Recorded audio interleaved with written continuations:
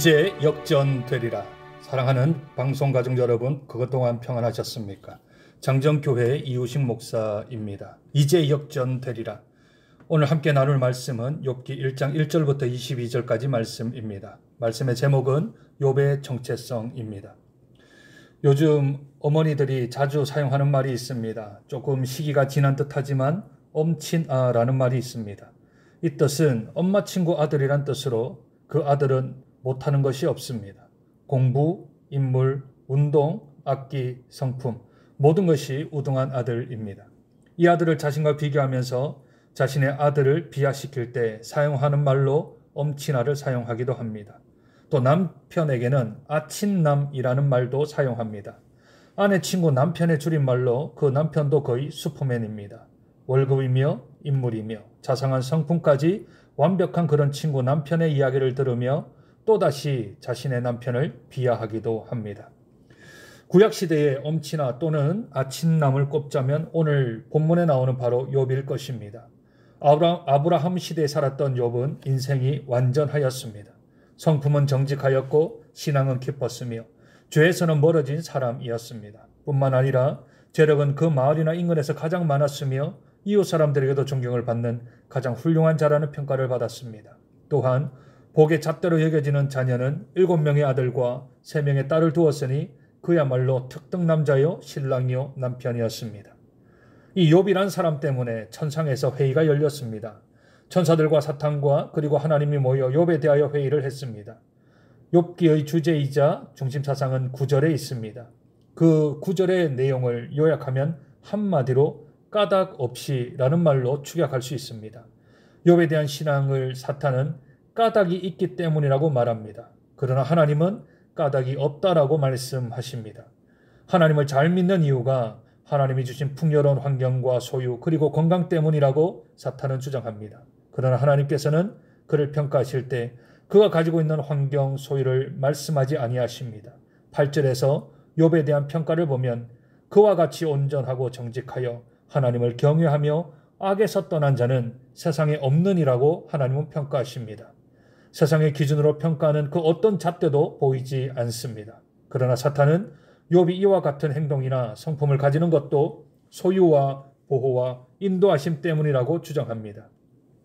이 회의에서의 결론은 까닭을 없애보자는 것입니다.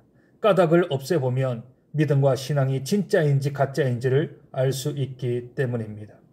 13절부터 19절까지 사탄은 까닭 없이 그의 소유를 하나씩 제거해 나가기 시작합니다. 소와 나귀, 종들, 양들과 종들, 낙타와 종들, 그리고 자녀들까지 다 사라지게 합니다. 하루아침에 일어난 일이라 욥은 심정적으로, 감정적으로 큰 슬픔을 갖게 됩니다. 겉옷을 찢고 머리털을 밀고 땅에 엎드리게 됩니다. 그런데 원망과 범죄가 아닌 예배와 찬송의 자리로 나아갑니다. 21절입니다. 내가 모태에서 알몸으로 나왔사온즉 또한 알몸이 그리로 돌아갈지라. 주시니도 여호와시요 거두시니도 여호와시오니 여호와 이름이 찬송을 받으실지니이다. 아멘. 20절에서 22절 사이에 두 단어들끼리 서로 대조를 이룹니다. 예배와 찬송 그리고 범죄와 원망이 서로 대조를 이룹니다. 우리에게 욥기서는 1장부터 도전을 줍니다. 우리의 신앙은 까닭이 있기에 믿는 것입니까? 아니면 까닭이 없어도 믿는 것입니까? 이 땅의 수많은 농어촌 교회들과 무조직 교회들, 10년, 20년 동안 교회를 개척하여도 늘 지하에 머물고 있는 그런 목회자들, 평생을 장애로 살아가는 성도들, 인생길 위에 한 줄기 빛조차도 비치지 않는 그런 어려운 가정들, 그럼에도 불구하고 하나님을 신뢰하고 그분을 신앙으로 고백하는 이들은 까닭이 있는 것입니까? 아닙니다. 그렇지 않습니다. 우리의 신앙은 까닭이 없어도, 그 까닭의 존재가 없어도 우리들은 하나님을 믿는 신앙인으로 자리매김할 것입니다. 왜냐하면 하나님이 이제 역전시키기 때문입니다. 우리 인생을, 우리 영혼을 영적으로 그렇게 인도해 주실 줄로 믿습니다. 이제 전파 선교사님들에게 주신 기도 제목과 방송가족 여러분 개인 기도 제목으로 기도하는 시간을 가졌으면 좋겠습니다. 먼저 기도 제목을 나눠주신 분들의 기도 제목을 읽어드립니다. 첫 번째 기도 제목입니다. 사촌 동생이 영접을 했는데 예수님을 완전히 믿는 것은 아니었습니다. 그러다 갑자기 급성 강경변으로 며칠 남지 않았다는 결과를 받았습니다. 바라옵기는 이번 기회를 통해 모든 우상을 다 끊어내고 예수님을 믿을 수 있는 시간이 되게 하시고 간이식 없이 자연적으로 치유될 수 있도록 기도를 부탁하셨습니다. 두 번째 기도 제목은 남아공에 유학 중인 아들 목사와 가정이 코로나 확진 판정을 받았습니다. 몸이 아파 어려운 가운데 있습니다. 현재는 집에서 격리하며 견뎌야 하는 상황입니다. 오직 하나님의 손길만을 의지하고 기도할 뿐입니다. 속히 후유증 없이 온전하게 치료시켜 주시고 살아계신 하나님의 능력으로 역전될 수 있기를 원한다는 기도 제목을 주셨습니다. 우리 함께 마음 모아 기도했으면 좋겠습니다.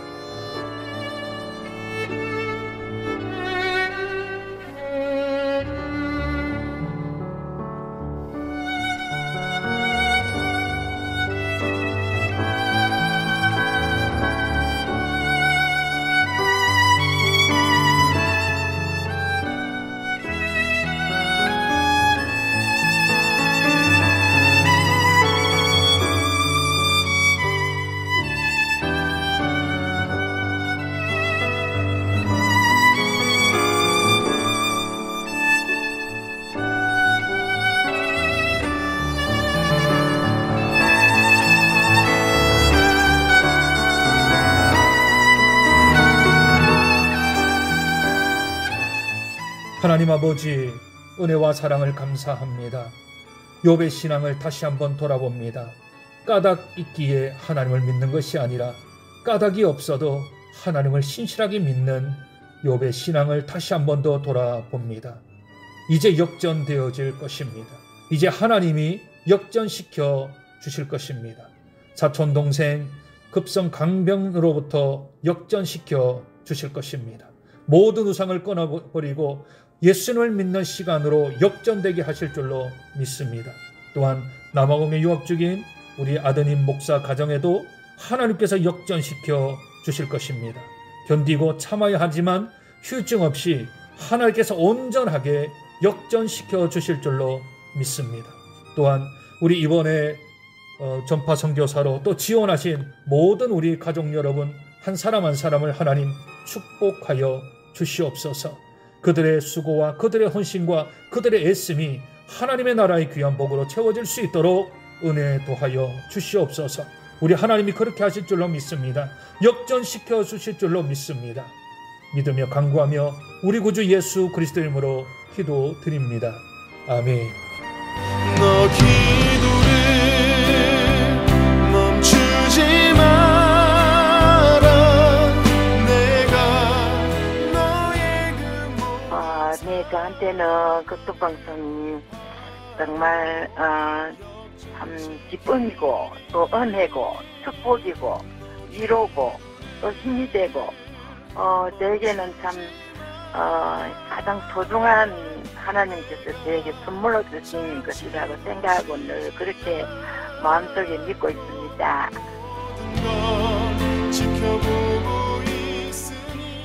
제가 사실은 극동방송 부산극동방송 처음 개국 때부터 쭉 이렇게 전파선교사로 섬겨왔습니다. 제 가족이 이때까지 12명인데 12구자를 계속 이제 수년간 10년간 섬겨오다가 이번에 또 하나님이 감동 주셔서 특별히 이제 우리 저희 교회가 3년간의 건축 과정을 마치고 이렇게 입상 감사 예배를 드리게 된 기념을 해서 교회를 생각하면서 또 하나님 앞에 또 극동방송 앞으로 좀 헌금을 해야 되겠다는 생각이 들어가지고 동참하게 되었습니다.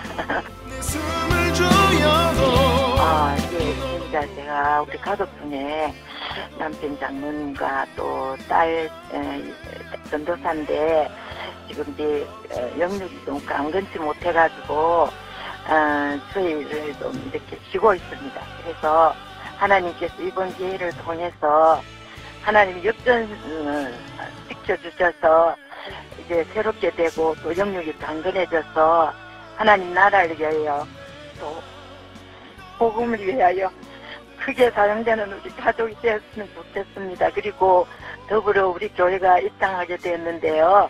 우리 교회도 정말로 복음을 위해서 그리스도의 사랑을 전하는 그런 교회 공동체가 되도록 그런 소원을 가지고 이번에 그런 마음으로 기도하고 있습니다.